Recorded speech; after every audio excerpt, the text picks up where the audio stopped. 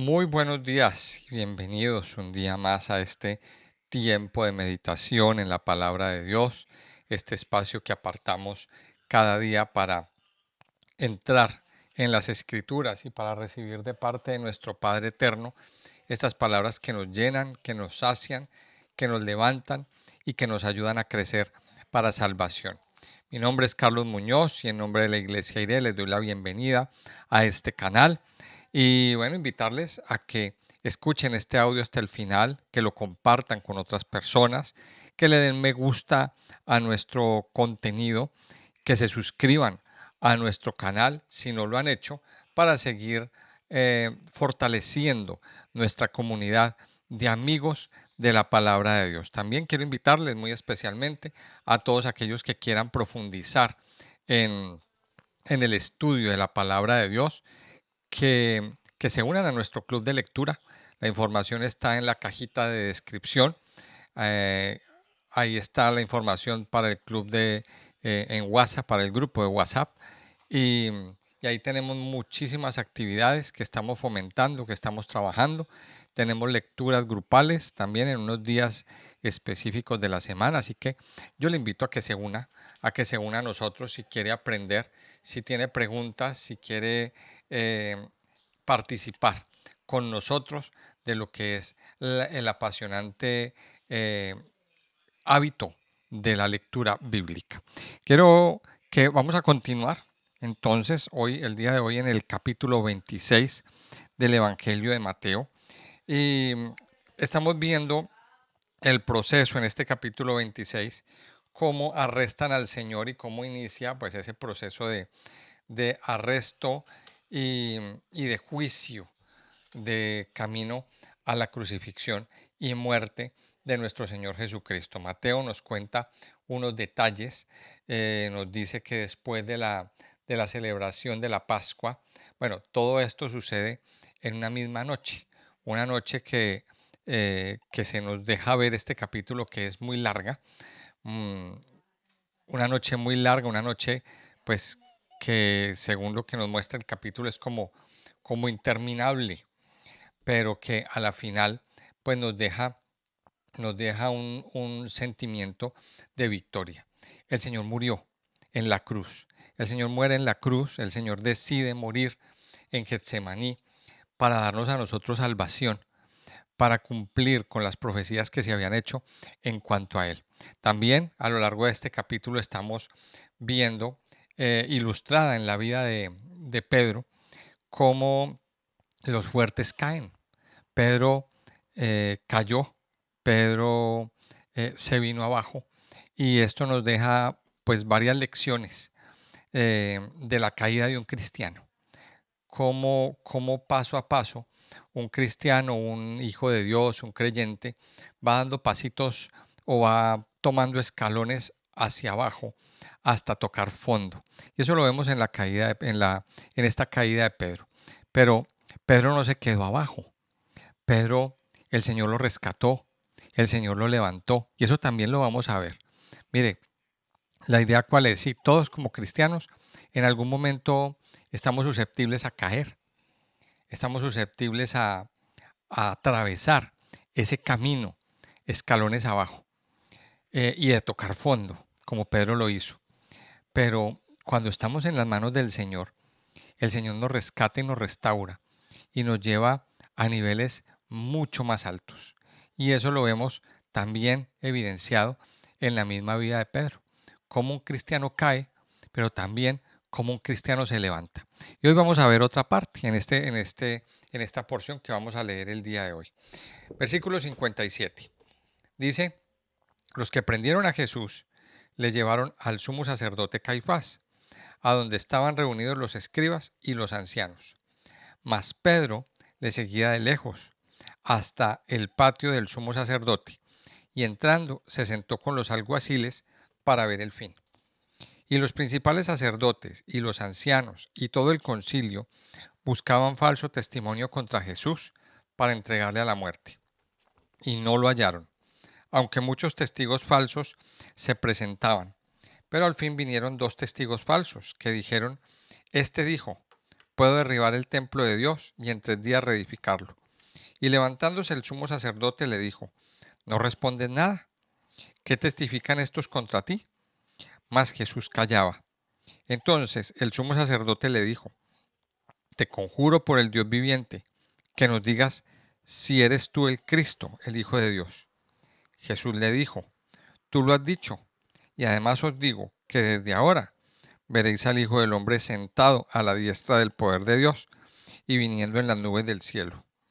Entonces el sumo sacerdote rasgó sus vestiduras diciendo, ha blasfemado, ¿qué más necesidad tenemos de testigos? He aquí, ahora mismo habéis oído su blasfemia. ¿Qué os parece? Y respondiendo ellos dijeron, es reo de muerte. Entonces le escupieron en el rostro y le dieron de puñetazos, y otros le abofeteaban, diciendo, profetízanos, Cristo, ¿quién es el que te golpeó? Mira, en este pasaje entonces encontramos otro pasito más en ese proceso, en ese juicio que le hicieron al Señor. Ese proceso a través del cual pues el Señor o le iba a llevar Dios mismo a la muerte, a cumplir con el objetivo principal. Recordemos que el objetivo principal de la venida del Señor era que Él muriera en la cruz por nuestros pecados. Y era algo que en el momento, en el contexto de lo que se está, en el contexto, en el momento de esa historia, pues muchos no lo entendían.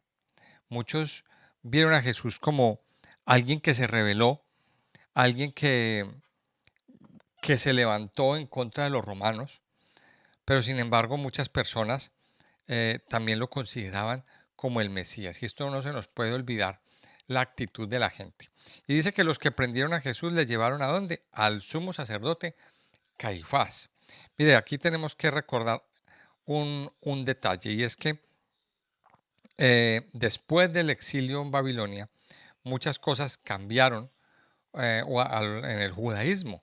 Recordemos que el cargo de sumo sacerdote, eh, por la misma Biblia, nos dice que le correspondía al linaje arónico, a los hijos de Aarón. Ese sumo sacerdote tenía que ser el descendiente de la familia de Aarón. Y ese cargo era muy especial porque ese cargo pues representaba al mismo Jesús, al mismo Mesías. Si lo miramos en el libro de Levítico y en el libro de Números y en los primeros 5 libros de la Torá, ahí nos encontramos con que Dios instituyó el sacerdocio. El sacerdote tenía unos oficios y unas responsabilidades muy especiales, y era una imagen de Cristo. El mismo cargo del sacerdote, las vestiduras que utilizaba, el efod, la diadema, la tiara, todo eso representaba a Cristo. El sacrificio que hacían en el Yom Kippur representaban a Cristo. Entonces usted se preguntará, pero ¿por qué este sumo sacerdote, Caifás, está ahí juzgando al Señor Jesucristo, juzgándolo de una manera tan fuerte y hablándole de una forma tan fuerte? Les voy a explicar por qué. Porque después de la historia de los macabeos, si usted no ha escuchado la historia de los macabeos, yo le invito a que escuche los, los audios de Hanukkah, las listas de reproducción que tienen que ver con la fiesta del Hanukkah, que ahí explicamos lo que significa ese tiempo. Pero después de esta fiesta se instituye, eh, hay unos cambios en la política, y es que los romanos instituyen el sacerdocio o el puesto del sumo sacerdote como un cargo político. Y esto es nombrado por Roma. El puesto el cargo del sumo sacerdote, pues deja de ser del linaje arónico y es nombrado por Roma. O sea, esto era un cargo político. Ahora, habían sacerdotes del, del linaje de Aarón, pero ellos no llegaban a poder tener o a poder acceder al cargo del sumo sacerdote. Ese cargo del sumo sacerdote era político. O sea que estos sumos sacerdotes, Anás y Caifás, que aparecen por ahí, eran aliados de Roma. Y Roma, que muchos eruditos creen que viene de Edom también, esto ellos pues siempre habían querido destruir al Señor, destruir al Mesías. Por eso encontramos a este sumo sacerdote que no entiende y que lo que está viendo aquí en juego es que pues como peligrando su puesto, su estado, eh, o sea, está en una situación bastante fuerte. Dice que lo llevan a la casa del sumo sacerdote Caifás. Y allí estaban reunidos los ancianos y los escribas. Ahí en esa casa había una especie de cisterna, en esa casa de Caifás.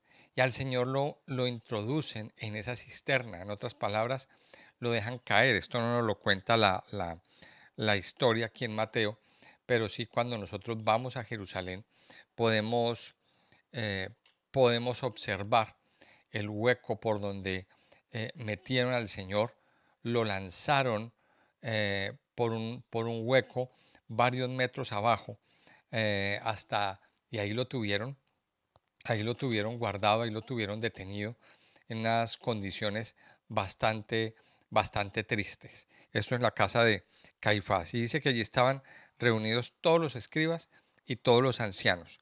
Pero aquí aparece en el versículo 58 una información bastante reveladora. Dice en el verso 58, mas Pedro le seguía de lejos hasta el patio del sumo sacerdote y entrando se sentó con los alguaciles para ver el fin. Miremos este detalle que nos cuenta aquí el Evangelio de Mateo, que hace parte de lo que hemos venido enseñando en en estos últimos capítulos, en estas últimas enseñanzas. La caída de un cristiano. Ya sabemos entonces que el primer punto fue eh, la autosuficiencia, es decir, el primer paso que, que evidencia que un cristiano está empezando a caer es la autosuficiencia. Yo jamás te negaré, yo jamás me alejaré de ti. O sea, primero empieza con la autosuficiencia, luego viene el adormecimiento espiritual, luego viene que ya le da pereza orar, se duerme en las prédicas, no tiene la misma motivación cuando el Señor tuvo esa necesidad de que los discípulos le acompañaran. Pedro se quedó dormido y dice que sus ojos estaban cargados de sueño, o sea, el adormecimiento espiritual. Pero luego viene otro punto, mire, y es el no entender la voluntad de Dios, la impulsividad, que lo vemos también en Pedro, cuando sacó la espada y creyó que con la espada y con los golpes y con la fuerza podía revertir lo que era el cumplimiento de la voluntad de Dios. Pedro se oponía a la voluntad de Dios, o sea, creyendo que era la mejor forma de arreglar las cosas. O sea, creyó que con la espada podía arreglar las cosas a su manera. De hecho, ya lo había manifestado antes cuando le dijo al Señor, Señor, ¿cómo se le ocurre ir a morir en la cruz? Y entonces el Señor le responde, apártate de mí, Satanás, porque me eres tropiezo. Ya lo había manifestado su intención, pero ahora esa parte volvió a salir. Y ahora vemos en el versículo 58 que aparece este dato. Pedro le seguía de lejos. Pedro se convirtió en un seguidor lejano. O sea, ya no estaba dentro del grupo, ya no estaba ahí cara a cara con el maestro, ya no estaba ahí al lado, hombro a hombro con él. Mire que antes le había dicho que yo lo voy a seguir, yo te voy a seguir hasta la muerte. Si es necesario ir a morir contigo, yo voy a morir. Pero ahora dice que era un seguidor lejano. Mire, y esto le pasa a muchos cristianos que se alejan de Dios, se van alejando paulatinamente de Dios y llega un momento en que ya no vuelven a reunirse, no vuelven a la célula, no vuelven al punto de reunión, no dejan de asistir al, a la reunión dominical o la reunión del sábado, se alejan poco a poco. Y los que se alejan se van enfriando. Cuando nos alejamos del grupo, cuando dejamos de asistir, cuando dejamos de, de congregarnos, pues nuestro corazón se va enfriando. Y dice aquí que se sentó con los alguaciles. Ahora, en otro de los evangelios nos dice que él se sentó a calentarse con el resto de la gente. A calentarse con el resto de la gente. Eso nos deja ver el enfriamiento espiritual que había en Pedro. Entonces, cuando un cristiano se aleja y cuando un cristiano empieza su proceso de caída, una de las características es que no vuelve, deja de ir a congregarse, deja de asistir. Y eso es una mala señal. Quiere decir que hay cosas más importantes. Quiere decir que no le está dando al Señor el primer lugar en su vida. Ya no tiene motivación para ir, para asistir a una reunión. Ya no tiene motivación para asistir a una célula o a algún tipo de reunión que se haga. Pedro se convirtió en un seguidor de lejos, en un seguidor, o sea, seguidor lejano. Y, y ya para pasar a otro punto, mire, los seguidores lejanos, ¿quiénes son? Aquellos que no quieren compromiso. Dicen, sí, yo soy cristiano, pero yo no me comprometo. Yo no me comprometo a esto, yo no me comprometo a lo otro, yo no me comprometo a llevar una célula, yo no me comprometo a hacer un estudio bíblico, yo no me comprometo a esto. O sea, soy cristiano, soy creyente, cuente conmigo, pero lejitos, de lejos, mejor. Nada de estar cerca. Eso era Pedro, en eso se convirtió. Mire, y aquí esto nos deja una lección. Usted, amado hijo de Dios, no sea de esos tipos, de ese tipo de personas que le siguen alejadamente, porque el Señor no quiere esto. El Señor quiere que nosotros estemos cerca, cada día más cerca de Él, cada día más cerquita de su presencia. En todo tiempo el Señor quiere que nosotros estemos ahí, sintiendo el fuego de su presencia que nos calienta, que nos fortalece y que nos levanta. Entonces vemos aquí en Pedro otra característica. Y dice que se sentó con los alguaciles. O sea, ya después de convertirse en un seguidor lejano, pues entonces lo siguiente que vemos es que ya él no compartía con los otros discípulos. Él ya compartía con la gente del mundo. Él estaba compartiendo más a gustito los, con los mundanos, con los gentiles.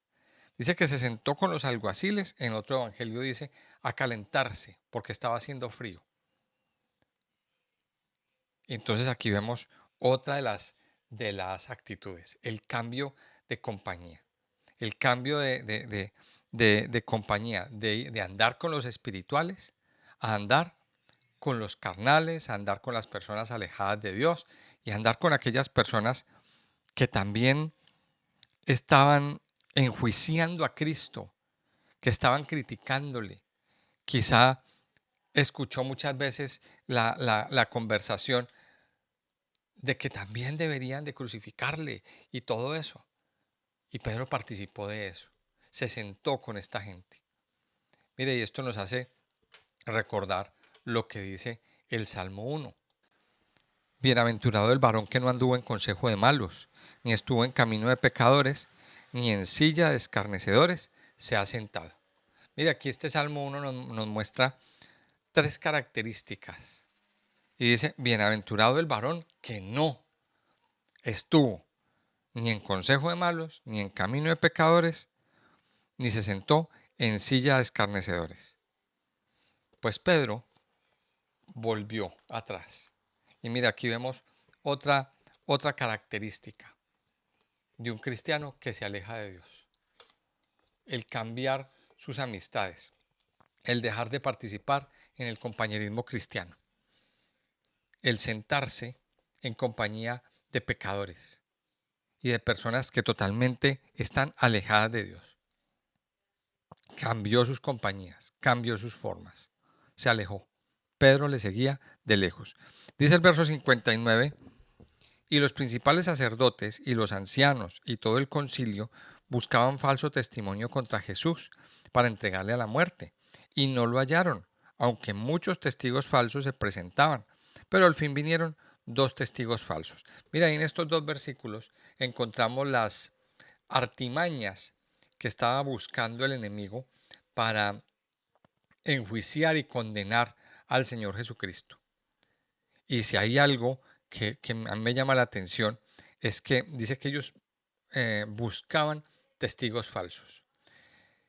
Hay una ley en la Torá, hay una ley en la Torá que prohíbe el falso testimonio. De hecho, es un mandamiento.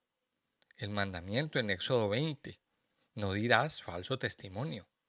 Pero mire qué curioso, estas personas estaban buscando testigos falsos, es decir, se pasaron el mandamiento por la galleta, como se dice el dicho. O sea, ignoraron el mandamiento de Dios. Y entonces están diciendo, no nos importa, vamos a buscar testigos falsos. O sea, ¿de dónde venían estos pensamientos? ¿De dónde venían estas intenciones? Del mismísimo infierno. Y entonces aquí vemos los ancianos y vemos al sumo sacerdote y vemos a todo este grupo de personas invalidando mandamientos de la ley de Dios. Miremos cómo estaba el corazón. Miremos el estado del corazón de estas personas, que no les importó pasar por encima de un mandamiento tan delicado, quebrantar uno de los mandamientos de la ley de Dios, quebrantar uno de los 10 mandamientos. Y esto también es eh, otra lección que nosotros vamos a aprender en este día. Cuando el corazón de un hijo de Dios se endurece, mire, no le importa quebrantar mandamientos. No tiene ningún tipo de temor. En estas personas no había ningún tipo de temor. Porque dice que estaban buscando testigos falsos. Hasta que hubo dos personas que se prestaron para este asunto. O sea, ¿cómo estaba el corazón? ¿Cómo estaba el estado o cuál era el estado del corazón de las personas en ese tiempo? Ahora también hay que ver la influencia que tenían los sumos sacerdotes, la influencia que tenían los líderes, supuestamente líderes espirituales de la nación. Y aquí vemos algo también muy delicado.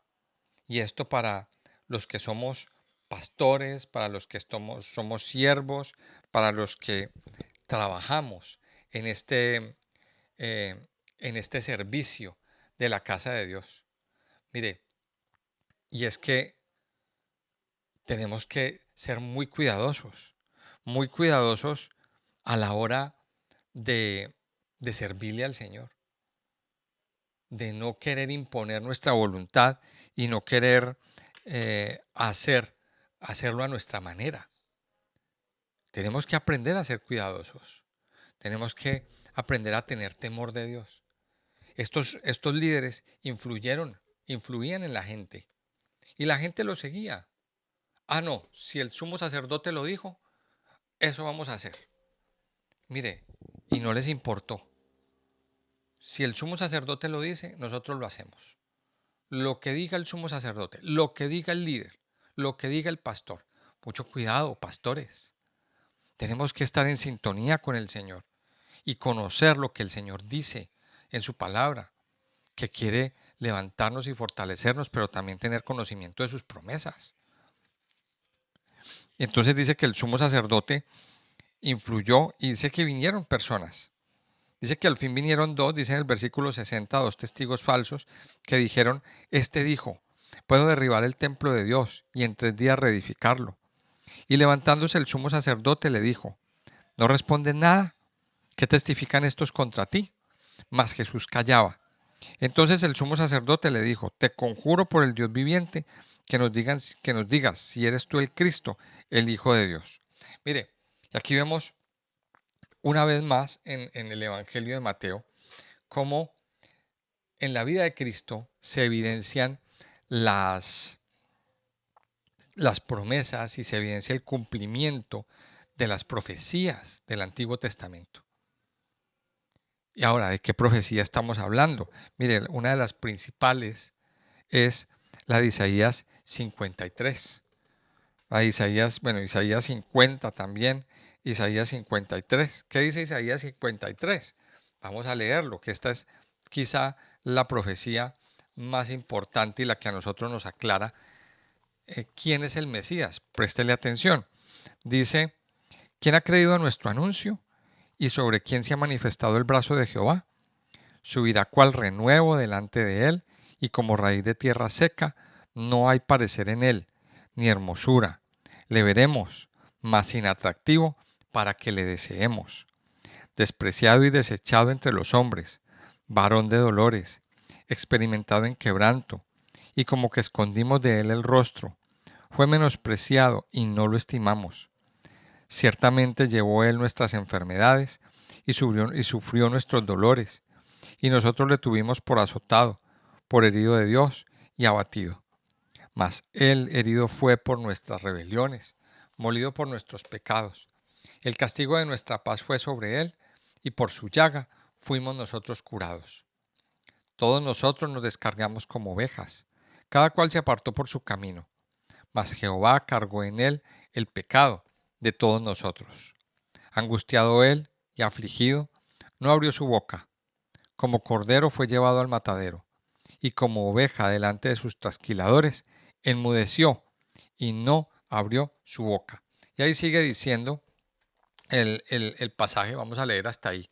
Pero aquí lo que nos dice es básicamente, entre todo lo que nos dice Isaías 53, es una profecía que el profeta Isaías vio y recibió muchos años atrás, donde él vio el siervo sufriente. Y una de las características que había en esa visión es que él era golpeado, azotado, maltratado, pero él callado. Él no abrió su boca, él no se defendió, él no les gritó cosas contrarias, él no los maldijo. Simplemente ahí menciona en una sola palabra, enmudeció, no abrió su boca.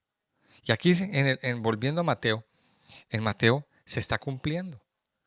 Al Señor lo están acusando injustamente.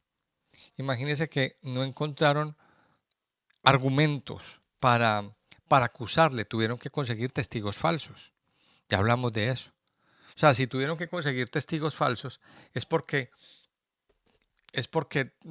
no encontraron una acusación sólida y tuvieron que recurrir a quebrantar un mandamiento de la ley para, para poder acusarlo y para poder enjuiciarlo.